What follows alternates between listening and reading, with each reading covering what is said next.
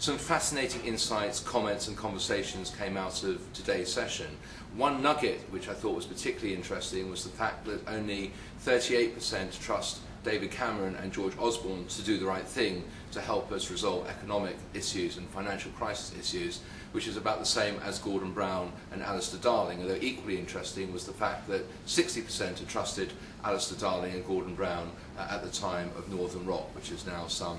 15 or 16 months ago. The other big issue and conversation point was what we at Edelman are obviously calling private sector diplomacy, about the relationship between business and government to solve some of the big issues of our time, including not just the financial crisis but also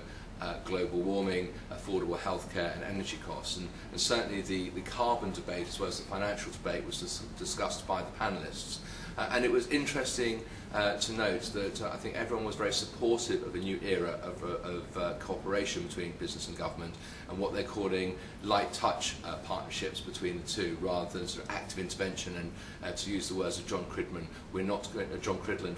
to try and find a winner. And that also was borne out by Philip Hammond. So I think that the conclusion is that the Edelman Trust Barometer findings and our foray into public engagement and the drivers of public engagement in terms of shared sacrifice, private sector diplomacy, mutual social responsibility and a continuous conversation are very much on the minds of our political and economic